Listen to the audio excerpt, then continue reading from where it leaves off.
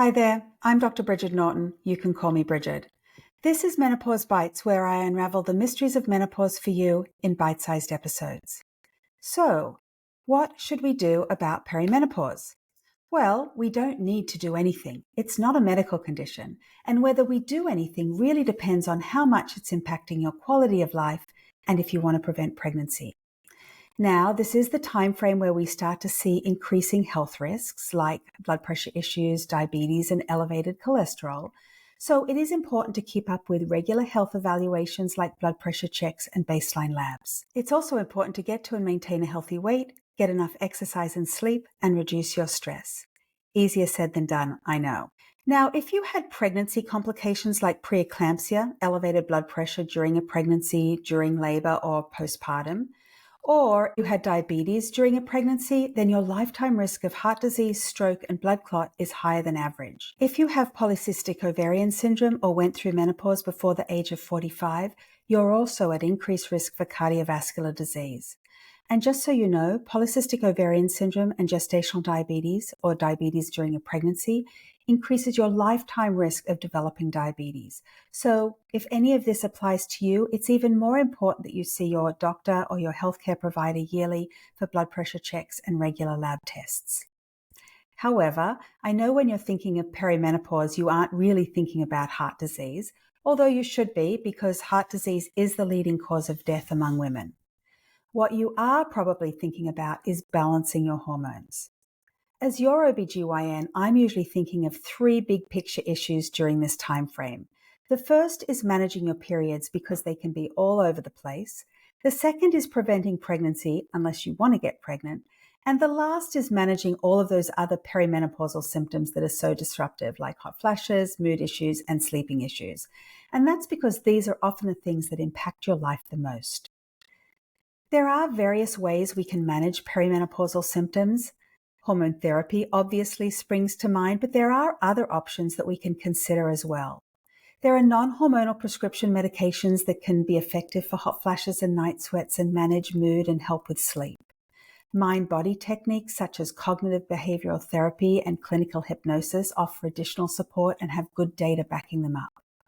Lifestyle medicine emphasizes healthy eating, regular exercise, sufficient sleep, stress reduction, social connections, as well as avoiding tobacco and alcohol. And it's fundamental for overall health. However, alone, it won't prevent pregnancy, manage your periods, or treat your hot flashes and night sweats. And then finally, over-the-counter supplements are what a lot of women are turning to in the perimenopause. Unfortunately, there's not a lot of good data that supplements actually work. And there's a lack of regulation of the supplement market, so there are some significant health and safety concerns around using supplements. All of this has led the Menopause Society to withdraw their support for the use of over-the-counter supplements to help with menopausal or perimenopausal symptoms. Since I'm an OBGYN, I'm going to talk about hormones. What does hormone therapy look like in the perimenopause? Well, there are two big picture options that we consider. The first, hormonal birth control. The second, menopausal hormone therapy. Many women are surprised I suggest birth control for their perimenopausal symptoms.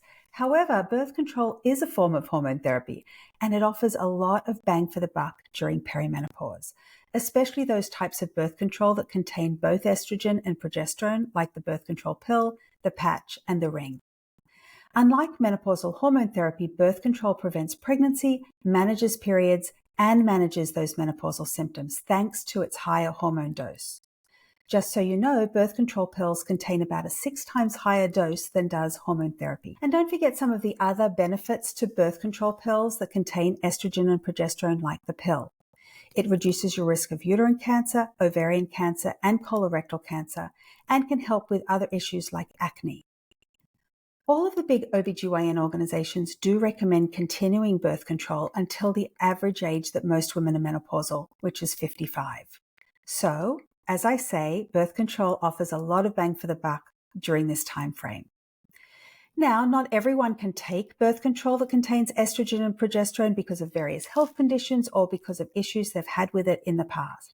However, progesterone-containing hormonal birth control like some of the IUDs or the Nexplanon will help with period management and prevent pregnancy, and you can slap on an estrogen patch to stabilize your estrogen in the majority of cases. Some women really just want menopausal hormone therapy, or they really just can't take hormonal birth control. For those women, we would start with our menopausal hormone therapy of choice, which is bioidentical hormones. But again, I want to stress that this option is not going to help you with your period, and nor will it prevent pregnancy. Okay, so that's it for another episode of Menopause Bytes. Here are some take-home bites to remember. There are increasing health risks in the perimenopause, so keep up with your health checks, especially if you had blood pressure issues or diabetes in a pregnancy, if you have polycystic ovarian syndrome, or went through menopause before the age of 45. Pregnancy prevention, management of periods, and control of other perimenopausal symptoms are what we are aiming for in this time frame. And birth control gives us a lot of bang for the buck in the perimenopause, but we can also consider bioidentical hormone therapy. Until next time, may your hot flashes be bearable, your nights be restful, and may your words come effortlessly.